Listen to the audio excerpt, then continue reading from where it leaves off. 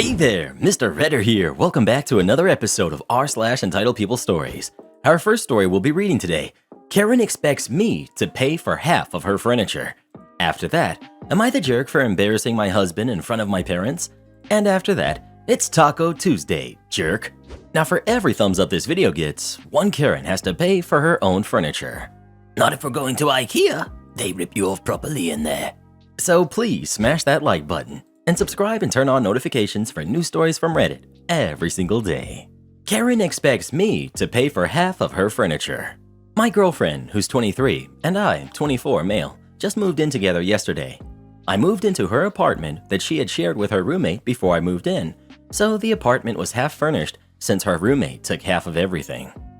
I lived in an incredibly small bachelor-style studio, so the only things I really had was a queen bed, a couch that she hated, and a TV.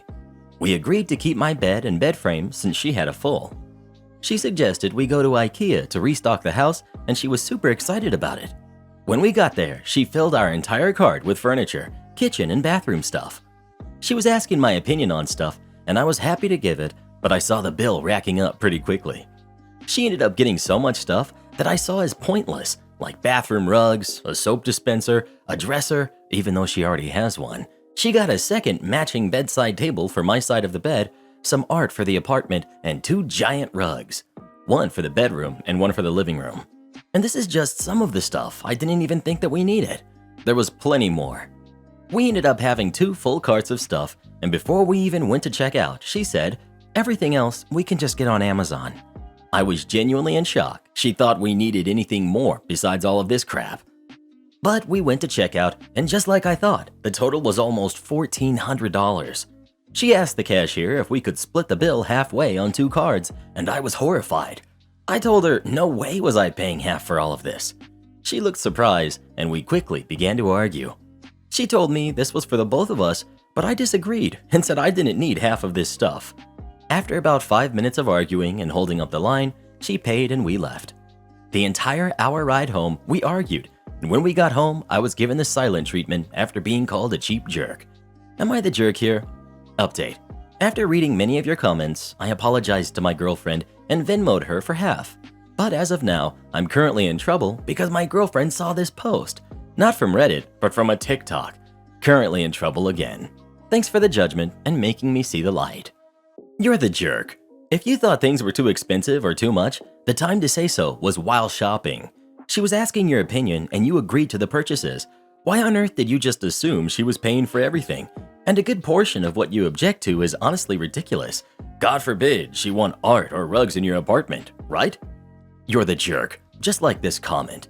The time to have discussed the prices of things was before you put her on the spot in the checkout line. My partner and I moved from his college apartment to a place of our own a few years back, and a lot of the stuff in the college apartment belonged to our roommates. When we went supply shopping for the new place, I paid for everything, as he wasn't making as much as me at the time. The important part here is I announced that before we left for the store. He didn't expect it of me, nor did he wait until the end of the trip to tell me he couldn't split the bill. Definitely you're the jerk. I understand OP's cheap ways, as I am a frugal franny myself, but some things must be discussed before the checkout line. Apparently, OP thinks bathroom rugs are unnecessary? You're the jerk. And a soap dispenser for the bathroom? Please tell me he at least uses a soap bar. You're the jerk. You moved in. She's making it a home for you both. If you disagreed with what she was getting, you probably had hours to speak up, given the size of IKEA. My husband and I go to IKEA together. Most purchases, he asks where I'd like to put this, and we discuss if it's really needed. You seem to have led her on by liking and agreeing to what she was picking. You're not a bachelor anymore. You need to communicate and work in a team. Well, who do you think is the jerk? OP or his girlfriend? Please let us know. Communication is very important in relationships. You can't just assume the other person is on the same page you are, especially when it comes to finances. Am I the jerk for embarrassing my husband in front of my parents? Me, 28 female, and my husband, 29 male, have been married for 5 years. My husband was a nurse until he told me he wanted to become a doctor. I was fully supportive, and he's now in his first year of medical school. I've been supporting the both of us as he cannot work while in school, but recently found out our rent was being raised by $500 at the end of our contract in April. This was honestly the last straw as it pushed us past where we were financially comfortable, So I raised the idea of us buying a home. This had been a conversation for years, but my husband had always said we could after he paid off his school debt from nursing, paid off early 2020. I asked my mother, who's a real estate agent, who told me that with what we'd be paying, it would be better for that money to go towards mortgage repayments and not rent. I brought this all up to my husband, who shut it down almost immediately. He told me our agreement was to wait until he had paid off all his debt. I told him that was for nursing and that he was in school for 6 years, which was hundreds of thousands of dollars worth of debt, and some doctors don't pay off their debt for 20 plus years. I told him I had been supportive of this career change and by financially supporting the household, but that it was the best financial decision for us both, but also relieved the financial burden for me. I brought up the savings we had for our deposit and how we could afford something small and modest within budget, but he told me it was in our interest to use that money to pay off his loans. I asked him if he realized the financial burden this would put on me, but he said it was temporary and eventually he'd make more than me, so it would be even, and I'd agreed to this. My mother called and asked if we were going to look into buying a house, but I told her we weren't and we'd be looking for somewhere cheaper to rent instead. She insisted we at least consider it because it made the most financial sense and asked if it was because we didn't have a down deposit. I told her that we were probably going to use that to pay off my husband's debt and he didn't want more debt until he was debt-free from student loans. Days later, my mother and father came for lunch and told us they had news. They offered to gift us the down payment for a home. I was over the moon and shocked by the offer. Once they left, my husband exploded on me, claiming that I emasculated him and made him look bad in front of my parents. I told him I never asked for this, but we should take it as it was a privilege most people don't get and would relieve so much financial burden on me. He refuses to talk to me or my parents until we apologize for shaming him, but I refused to. I apologized, but told him I wouldn't make my parents as they had done nothing wrong. Am I the jerk? Not the jerk. Just something to consider, but if you help pay off his student loans and financially support him for the next 10 years, say then he divorces you. You're left with nothing and him a debt-free life, earning a doctor's salary. That was exactly my thought, and that he's actually planning for it. Otherwise, why wouldn't he want to buy a shared asset, like a home, versus something that will only benefit himself? Right? Not the jerk at all. Your husband chose a huge career change. He won't be making substantial money for at least 7 to 8 years. You can't be expected to put your financial goals and life on hold while he goes through school. That's not fair. He's being outrageous. This isn't all about him. My husband went through medical school and is now a resident. He's contributed as much as he could financially through all of this, but I paid for our wedding, our house down payment, and another $10,000 in repairs for the house when we moved in. None of this fazed my husband's ego because we're a partnership. He never acted this way. Absolutely. I'm getting my PhD and have substantial student debt. My partner and I are closing on a house soon because we realized it's exactly the same cost to rent. I would never ask my partner to pay for my student loans because they're mine and therefore my responsibility, not his. OP, not the jerk. Not the jerk. Your husband is straight up ridiculous. Is he otherwise a good partner? Is he thoughtful? Is he kind? Does he respect you in every other area of your life besides this one? And I mean everywhere. Because if he doesn't, I would even wonder if it's worth being married to someone who acts like this. His behavior is honestly laughable. If I were you, I'd take your parents' offer with or without your husband. And put the house in your name only. You'll add him when he starts paying the mortgage. Not the jerk, your husband is though. You need to look carefully and dispassionately at this situation. He doesn't want to buy a house with you, a large financial commitment that binds you and him. He instead wants you to put the money you've earned and you've saved to pay off his student debt while you support him through school. You see the problem here? After school, he could leave you, not have a house tying you together, and have his student loan burden greatly reduced because your money has gone towards it. Someone so wholly selfish and unwilling to consider the feelings and well-being of a partner isn't in this for the long term. I hate to be so negative, but smart money is on him leaving you when he graduates, and with a reduced student loan thanks to your hard work. Protect yourself, sis. Well, who do you think is the jerk? OP or her husband? Please let us know. She should totally call into Dave Ramsey's show. I can hear old Dave right now. Marriage is a sanctimony. That's not his debt, that's both of y'all's debt. It's Taco Tuesday, jerk. I used to enter recipe competitions for fun as a bored housewife. I was good at finding them online, I had a system, knew what the promoters wanted, and I usually won. So some guy starts some kind of health and fitness website and runs a recipe competition to promote it. I do the thing, a Buddha bowl if you're wondering, and as usual, I'm announced the winner. Congrats, it's Taco Tuesday, you've won $1,000. It's usually not a cash prize, but okay, awesome. Except, he never comes good with the money and just ghosts me instead. I decided to send one last message and move on with my life. I can use the recipe and photo again since it was never published. He finally responds and he's hostile. I'm like, sorry, what? And he proceeds to threaten me with his goons, all like, I know people in Sydney who will mess you up. Oh, he thinks I'm in Sydney? And I tell him to just forget it. I already accepted I'd never see the money. I start Googling this guy and come to find out he's a complete jerk. The proper gym bro, tough guy with no social skills. I also discover he's opening a taco era in Sydney. I infiltrated his Facebook friends list with my creeper account. I added a whole bunch of his friends and family first, so I'd show as having friends in common, and then I used my new position to gather intel. I made a Google account with his mother's name and photo. I'm really that creepy. And left reviews saying his tacos tasted disgusting. Then I made a glitter bomb, using a greeting card that opens landscape style with like a tissue paper full of glitter glued to the insides, and sent it to him at his restaurant. I Googled his email address and found his post on Gumtree looking for a chef. So I make a new email address and I'm like, I'm a friend of the most common Facebook friend's last name, family, and they mentioned you're opening a taco era. I'm moving to Sydney. I was a chef at my uncle's Mexican restaurant, and do you have any jobs available? You do? Oh, how exciting. Will you please give me a chance? Great. I look forward to working with you. Every day I had a credible excuse not to show and milked that until he was just about done with my crap. Then I left a message with an employee. I can't come into work today because Taco Guy didn't give It's Taco Tuesday her prize for the recipe competition he ran on his failed website, and then he threatened her. After then, I waited for him to contact me. He was a little upset, and I confessed everything. All the little mind games, all the petty crap, canceled orders, all of it. He told me he'd pay me if I stopped.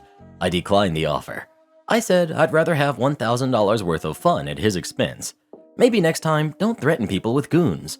I said I might not ever get bored of this, and the last thing I ever said, every time you have a bad day, you're going to wonder if I was somehow involved. Am I the jerk for financially blackmailing my daughter and controlling where she goes to school?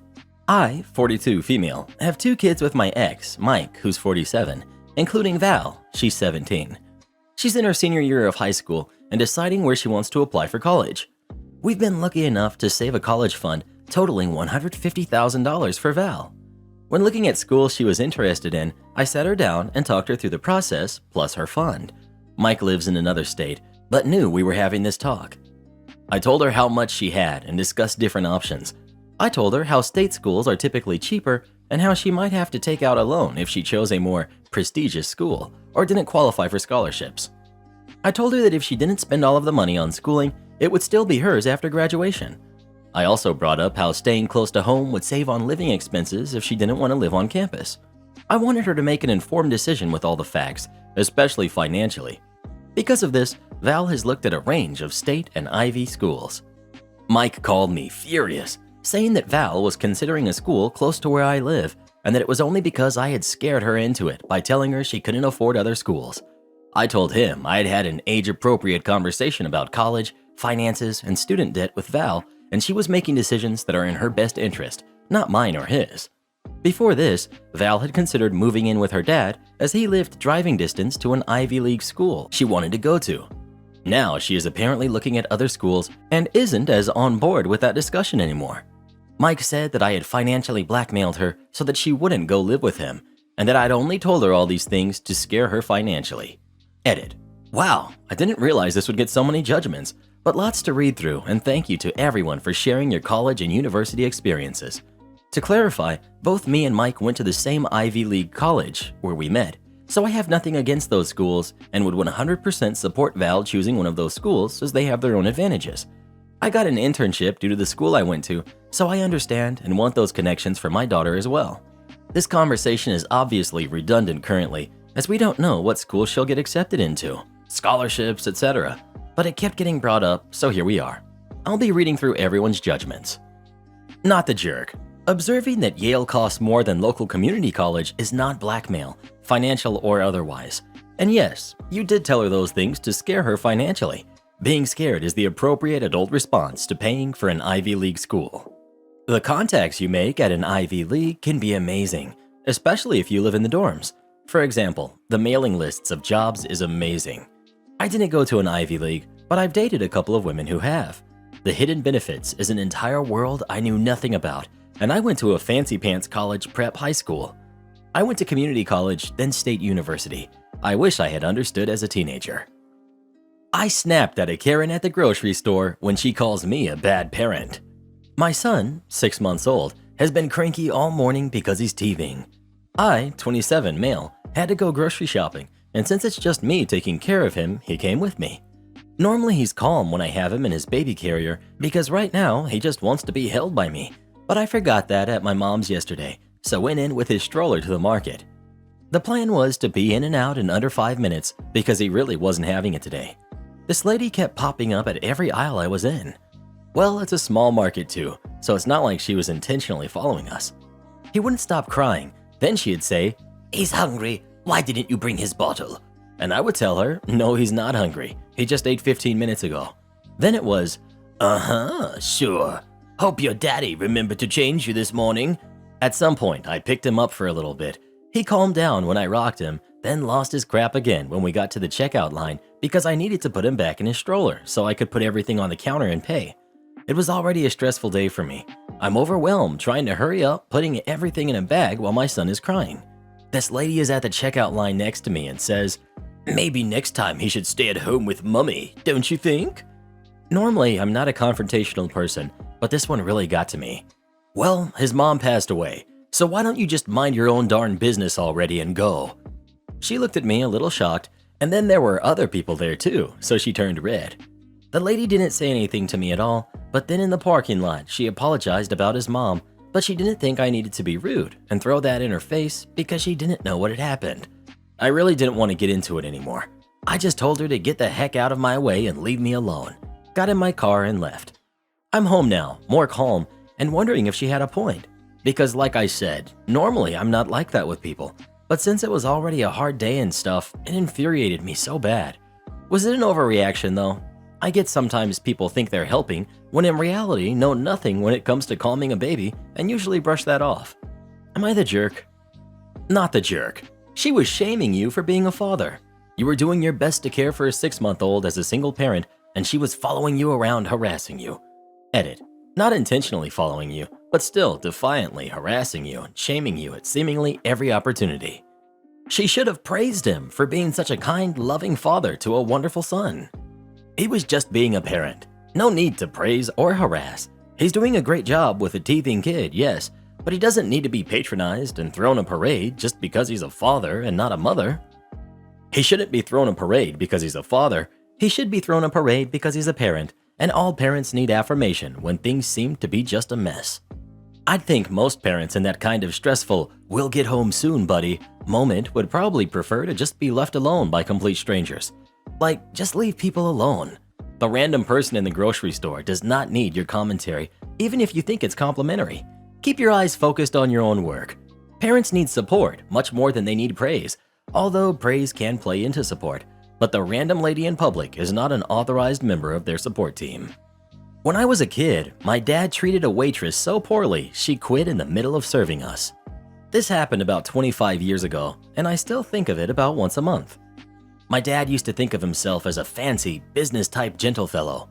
We'd go to restaurants, and he'd try to order off-menu at like a chain restaurant. He wouldn't wash his hands before we ate. He'd have the waitstaff bring him lemons and then rinse his hands in lemon juice, because I guess that's what fancy people do. It always took several attempts to seat us because he'd walk around the place trying to find a place to sit worthy of his time. He was insufferable. And as a kid, it turned me into a walking apology for his behavior. One weekend, we went to get dinner, just he and he went through all of his usual behavior. But he was actually in a pretty good mood, so I had high hopes. Unfortunately, as soon as the waitress started taking our drink order, he found out that they were out of real cream for his coffee. He didn't get upset or raise his voice, because that's what the common people did, But he laid right into this poor woman about the sheer temerity of running a restaurant and not having the ability to meet the basic needs of your customers, and then trying to smooth things over with cheap, fake products like non-dairy creamers. He suggested that she was trying to make him sick by feeding him some sort of chemical. I remember her exact face as she just stared at him and took it, not knowing what to say.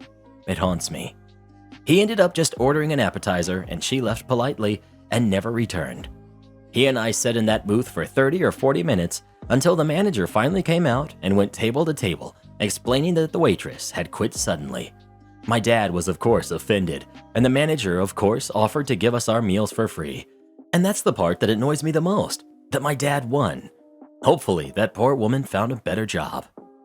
Am I the jerk for telling my friend my boyfriend would never date her? I, 26 female, have been with my boyfriend Jason, who's 25, for about 2 years. I've known my friend Stacy for about 8 years. For as long as I've been dating Jason, Stacy has made rude comments about how unattractive she finds him. She always says things like, "I would never date Jason because his nose is too big. It's like a clown nose."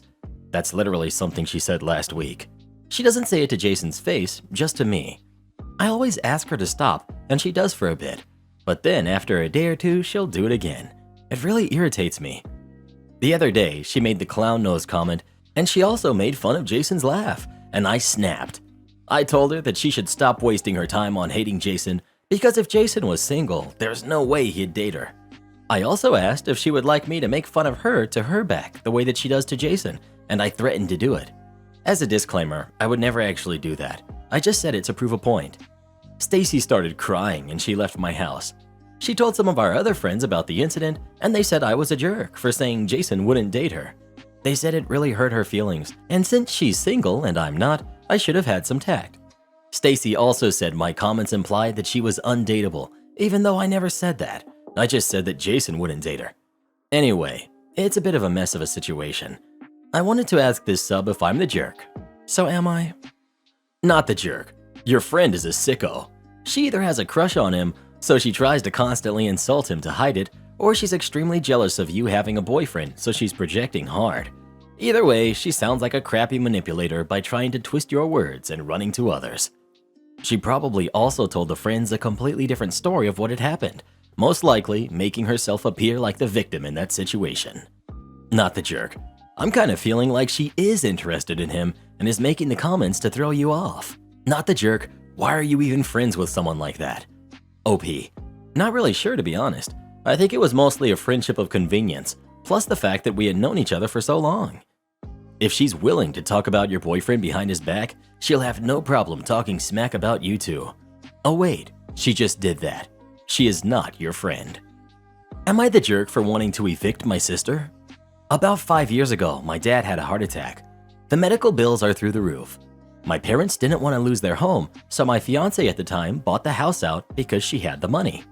She got the legal documents saying my parents could live there for the rest of their lives, and after their passing, the house reverts to her. We moved across the country for work, letting my dad and mom stay in the house rent-free, and they pay the utilities. We pay the taxes and whatever repairs they need.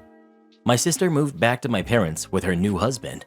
They've been trying to get my parents to rewrite the will. My dad said, "We don't own the house anymore," and my sister flipped. She said it's now her house, and she's been helping my parents for 2 years. Her husband has been fixing around the house, mowing, and he fixed a broken sink. My sister called my wife, saying she was robbed of her inheritance. My wife said she'd sell my sister the house at current market value. My sister is telling everyone that my wife is a jerk and trying to profit off the family. My parents are now wanting to get a mortgage to repurchase the house. They then want to split the house costs with the family after they pass. This is being fed into my parents every day. The problem is that they want to get a mortgage and then they would have to pay that monthly when they have no bills now. My sister is feeding lies to my parents who are elderly, and I want them out of the house. So I started the eviction process on my sister and her husband. My parents think I am an absolute jerk, but this was never an issue until my sister and her husband moved in. Not the jerk. But if your parents can now afford to pay a mortgage bill, then let them buy back the house on the condition that it and any financial obligations revert 100% to your sister on their passing. Am I the jerk for letting my wife sleep on the couch and going to bed? My wife has a habit of falling asleep on the couch. She is a very heavy sleeper. When we sit down to watch TV, she always tells me to wake her up to go to bed so she can take her medicine. Well, 90% of the time when I try to wake her up, she just tells me 5 more minutes, several times for a couple of hours. Sometimes it even gets past midnight before I can get her up. I'm exhausted from the day and I want to go to sleep too. So the last time this happened, I tried to get her up for about an hour and a half. She just got annoyed when I tried. So when 11:30 rolled around, I just went to bed. The next morning, she was furious. Genuinely curious if I'm making a jerk move. Am I the jerk? Not the jerk. She's in charge of where she sleeps, not you. I wouldn't take that crap from a partner. OP. Yeah, I'm starting to feel like I'm just a glorified servant to her. I would just tell her that from now on, you will either not wake her up once, whatever you want to do, but tell her ahead of time and stick to it. Eventually, she will either figure out how to do it on her own, get up when you tell her the first time, or sleep on the couch. But it is helpful if you set what she should expect from you ahead of time. Entitled parent left their kid at the airport. Back when I used to work at an airport, I often dealt with kids traveling without parents. This was a paid service called unaccompanied minors, available to everyone under 18, but mandatory to kids under the age of 12 who traveled alone. The rule is that the parent or guardian, or whoever escorts them, for the sake of clarity, I'll just refer to them all as parents from this point, has to stay at the airport until the plane is in the air. This was in case the flight was canceled, because the paid service did not cover anyone staying with the kid until the next flight. The most extreme case would obviously be that there'd be no flight available that day anymore, in which case the kid would have to go home and come back the next day. Obviously, most parents were fine with going to the gate with their kids and staying until the very last minute. In all my years, I only had trouble with one entitled dad. He came to the business counter with his kid, which was already a big no-no, as checking in unsupervised kids takes longer than average, and the business counter was, well, supposed to be a fast lane for business class and high-tier passengers. The dad chose his own gold card, so I bit back my annoyance and asked the person next to me to check in my queue until I was done. I gave the dad all the forms he had to fill, which already annoyed him. The kid was obviously under 10 and seemed very sweet. She looked relaxed, and I guessed she had done this plenty of times. Over the years, you learn to spot the ones who are not accustomed to traveling alone. The dad gave me back the forms and asked, "So, where do I leave her?" I got a bit confused, but told him, like always, that he had to stay at the airport until the plane was in the air. Entitled dad. "What? No, I paid for her to be accompanied." Me. "Well, yeah, from the gate to the plane and from the plane to arrivals." Entitled dad. "I have a meeting in a town 3 hours away. I can't stay with her." Me. "Sir, what if the flight is canceled? We'd have to call you back." "She'd stay here with you, wouldn't she?" Me. "That's not a possibility. Sir, you agree to the terms when you pay." "I didn't pay for this. Her mother did, and she told me I could just leave the kid with you." At this point, the kid started crying. "Daddy, please, come with me." "Don't start. You like flying, don't you?" Kid. "Mom always comes with me." "I don't care. I don't have the time. I want to speak to your manager." While we waited for my supervisor, we heard an announcement through the loudspeakers about a car in the no parking zone. The entitled dad went, "Crap!" and ran away, leaving his daughter at my counter. She started crying in earnest, and I panicked that the dad was taking this opportunity to bail. My supervisor came. We closed my counter completely. The queue was almost empty at this point, and took the kid aside to talk over our options, hoping that the dad would come back. After 5 minutes and no dad later, we tried to call him. His number was on the papers he had signed. No answer. Then we tried the mom, whose contact info was also on the papers. She said she'd call the dad and asked if there was any way we could take the kid to the gate if he didn't appear, if she promised she'd be there in about 30 minutes. We told her that there was still plenty of time before the flight left and that they could skip the security queue so we could make a little exception and wait for her at the check-in with the kid, but that we wouldn't let the kid go to the gate without the parent. The mother was understanding and told us that either she or the dad would be there soon. A few minutes later, the dad did come back, arguing over the phone with who we assumed was the mom. He yanked the daughter away and took her through security. We felt bad, but thought that was that. Nope. I went back to my counter to finish the check-in and then got a call from the gate telling me that the dad had left the kid with them. Obviously, there's a lot to do before a flight leaves, so they couldn't really look after her, and they asked if I could try to see him and tell him to come back. I didn't manage to spot him, and my supervisor told me to go sit with the kid while she, again, called the mom. My shift was about to end, so I didn't have to hurry anywhere except home, and I agreed to work a little overtime. The kid was in tears, and my shift manager had to get involved. While my supervisor called the mom, the shift manager called the airline asking if we can allow the kid on the flight if there's no parent present when the flight leaves. We were a ground handling company and did not directly work for any airline. They told us straight up that no. Fortunately, I then got a call from my supervisor telling me the mom had arrived. To make things easier at the security, me and the kid went back to check-in. The mom signed new forms and escorted the kid through security again. The kid made the flight fine and it left on time. The mom was so embarrassed about the whole incident, but didn't really stay to explain the dad's behavior, and well, it wasn't really our business anymore. She did say this was the first and last time the dad would ever escort the kid and thanked us for doing all we could. She was obviously upset and overwhelmed, but we're not a country where we share more than we have to, so it was not surprising that she just left after the thank you. I had to stay a while longer to write an incident report and got home absolutely exhausted. Huge shout out to our newest official channel member, Drew. Thank you so much for supporting the channel. It really means the world to Reddit Boy and I. Support our channel by joining as a member today, and we'll give you a shout out in our next video. Or come watch this video next. You won't believe what Karen does in that one.